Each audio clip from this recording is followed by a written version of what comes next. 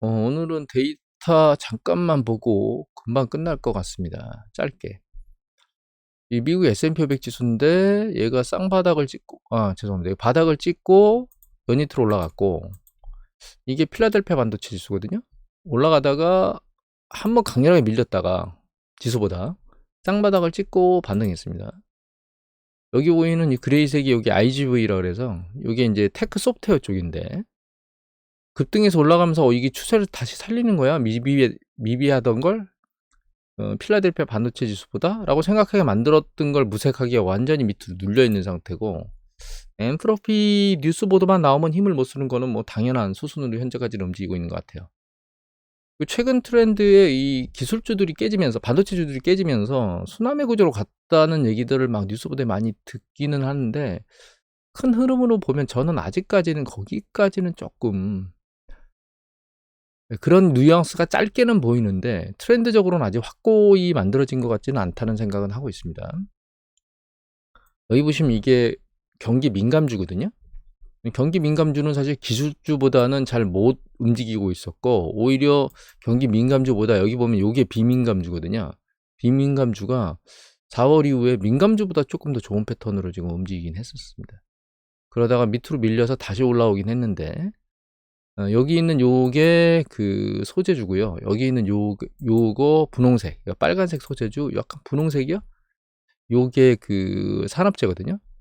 이거 같은 경우는 지금 깨지지 않은 상태에서 쭉 꾸준히 유지하고 있는 것을 보면, 이 필라델피아 반도체 지수가 반도체 산업이 강렬하게 무엇인가 액션을 해주는 것에 소재하고 그 산업 부분도 일정 부분은 수혜를 받고 있는 거 아닌가라는 생각은 하고 있습니다. 다만 그게 순환매 구조로 갈 만큼 무엇인가 액션이 크게 일어나고 있느냐. 우리가 이제 뉴스 보도나 이런 걸 보면 이제 그 AI 사이클이 전체적으로 전 산업에 전부 영향을 미치는 것처럼 얘기를 하고 있고, 물론 얘기는 그렇게 하고 있고, 또 그런 일들이 개별 기업별로 보면 약간 나타나고 있긴 한데, 이 산업 섹터 전체를 놓고 보면 실제로 가장 강렬하게 지금 이익을 받고 있는 구조는 필라델피아 반도체 지수다. 물론 이게 지금 초입이기 때문에 필라델피아 반도체 지수는 강도를 위로 못 유지하고 산업재나 소재가 위로 올라갈 수 있는 여력은 있다라고 생각을 하고 있긴 한데, 아직까지 그 트렌드가 그런 쪽으로 갔다라고 생각하기에는 아직은 좀 이른 것 같습니다.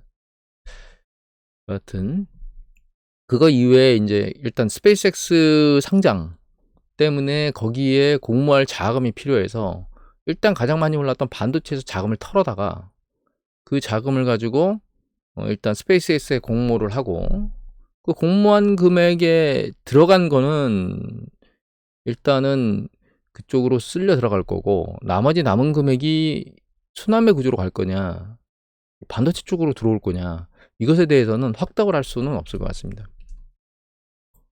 일단 미국이 트럼프와 협상을 했습니다. 이제 이것 때문에 좀 늦게 촬영을 시작했는데, 이게 되느냐 안 되느냐에 따라 또 주시장이 저기 할 거니까 일단 타결됐다고 뉴스 보도가 나왔고, 선물이 날아가고 있습니다. 이게 미국 선물이고요. 여기 이게 그 유럽 선물. 그 다음 밑에 나가서 일본 선물이거든요. 오늘 주식시장 전 세계적으로 굉장히 오늘 뭐 크게 지금 현재 인플레이션 압력이라고 하는 것도 이제 시각적으로 드러나긴 했지만, 시간을 가면서 이제 모니터링 해야 될 상황이고, 그거에 따라 금리도 모니터링 해야 될 상황이기 때문에 단기적으로는 축포를 날리는 시기가 될 것 같은 뉘앙스를 보이고 있고요.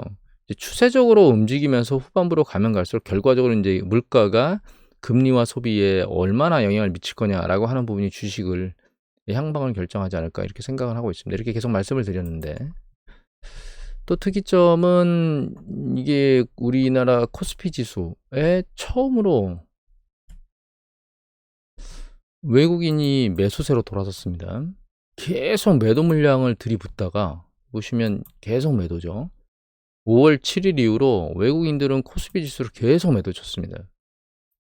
그런데 지난 금요일 날 처음으로 매수로 들어왔고요. 삼성전자 같은 경우에는 보시면 목요일부터 매수로 들어왔습니다. 이게 지금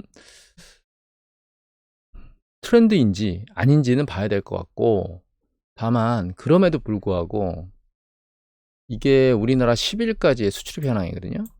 전년 동기 대비 수출이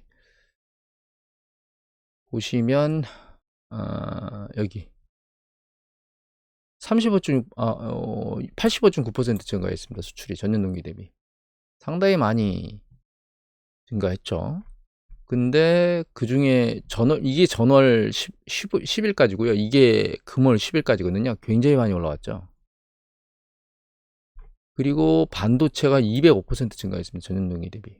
아직까지 반도체 시장은 굉장히 화랑입니다. 사실.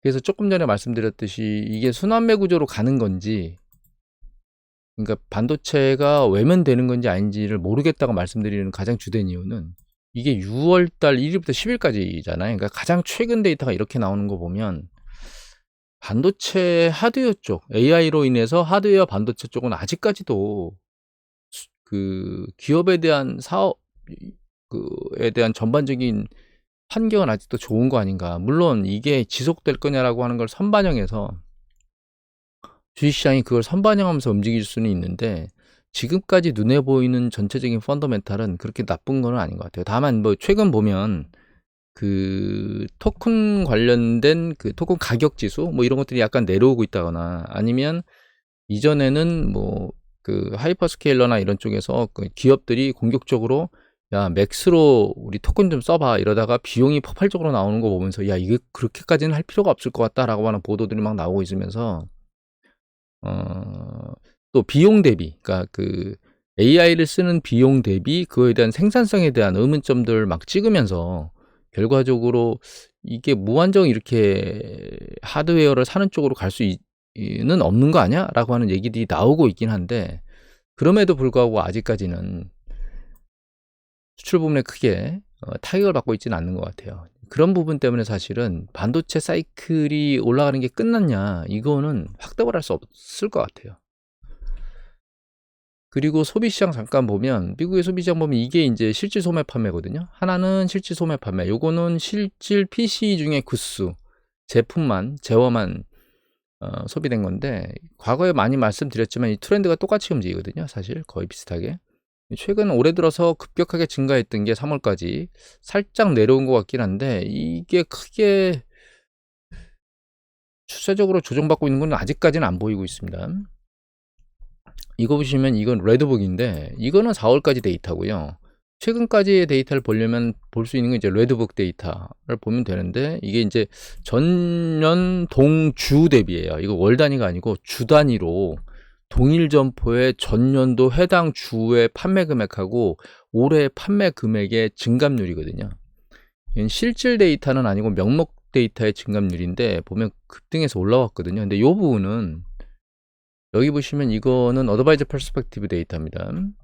물가 상승률이 최근에 급등했거든요. 그러니까 그 이전에는 한 2% 후반대 언저리 있다가 최근에 4% 초반을 넘어갔으니까 한 1.5% 전후 정도의 이 금리 차, 물가 급등, 그러니까 가격 급등의 차가 있으니까 여기서 한 1.5 전후 정도를 빼면 올해 들어와서 있었던 요 전년 동기 대비 증감률 수준 정도?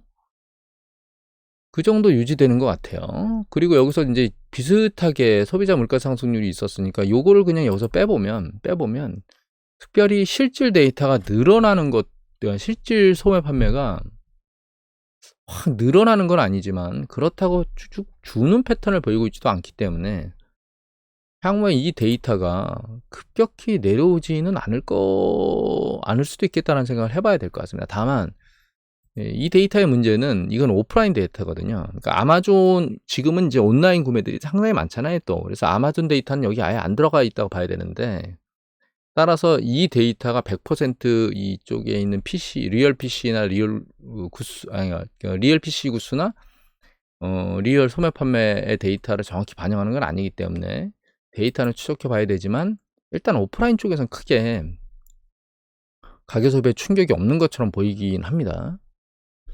하지만 세부적으로 뜯어보면 요거는 노동 시간이거든요. 이제 요거는 전체 그 민간 노동 시간이고, 요게 이제 그 노동자 중에서 관리직을 제외하고 비관리직이나 생산직의 노동 시간인데, 작년 하반기부터 조금씩 좋아지고 있어요. 이게 주간 평균 노동 시간이거든요. 이 주간 평균 노동 시간이 좋아진다는 얘기는 그만큼 뭔가 고용 패턴에서 상황이 나아질 수도 있다라고 생각할 수 있는데, 그걸 놓고 보면 여기 보시면 이게 그러니까 비농업법은 전체 근로자 수거든요. 근데 얘가 올해 들어서 급등하고 있습니다. 그리고 요게 일자리 수거든요. 이게 구인 수거든요. 그 구인 수가 쭉 올라가고 있어요. 그러니까 지금 노동시장이 무엇인가 상황이 조금 바뀌고 있다.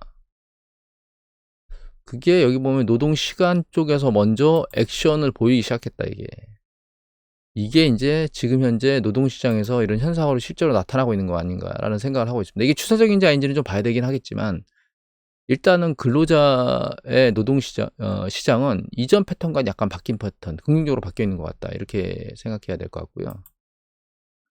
그 소비가 노동시간이 증가하게 되면 이제 소득이나 이런 것들이 늘어나는 패턴으로 움직여줘야 되는데, 이게 실질 가처분 소득이고 이건 실질 소득 중에 무상으로 받는 이전 소득을 제외한 거거든요. 둘 다 이제 실질 데이터입니다. 보면 작년 하반기부터 사실 추세적으로 그렇게 좋은 패턴은 아닙니다. 이게 떨어지고 있다는 얘기는 이게 실질이니까 자기 월급을 가지고 물건을 살 수 있는 구매력은 떨어진다는 뜻이거든요, 이전보다. 근데 구매력은 떨어지는데 이거는 강렬하게 밀고 올라왔잖아요. 그러니까 결과적으로는 이게 저축금액이거든요, 얘가. 이 저축금액이 주름 패턴으로 커버를 하는 거 아니냐. 실질 구매력은 떨어지고 있는데 실제로 지출하는 건 그렇게 패턴이 막 죽어 있는 게 아닌 형태로 움직이는 거 보면 부족한 부분을 이 저축으로 메꾸는 거 아니냐 이런 생각을 할 수는 있습니다. 그럼 다음 향후에도 좀 불안한 거 아니야? 라고 하지만 고용 부분이 개선되는 걸로 가게 되면 결과적으로 이게 혼합돼 보면 이 실질 가처분 소득 떨어지는 게 일정 부분 궤도를 이렇게 안 갈 수도 있다라고 하는 것까지 혼재되어 있기 때문에, 즉 데이터가 막 중복돼서 여러 가지 혼합적으로 나타나는 거죠. 그래서 향후를 판단하기에는 그렇게 아직까지 이르다, 뭔가 확정 짓기에는. 다만 이제 짧게 정리를 해드리면, 일단 트럼프가 이란하고 어떤 형태로든 협상을 했다. 그래서 뭐 수개월간 서로 협의를 하겠지만 일단 이제 불안했던 이슈는 다 소멸되고, 단기적으로 주식시장이 굉장히 긍정적인 거죠.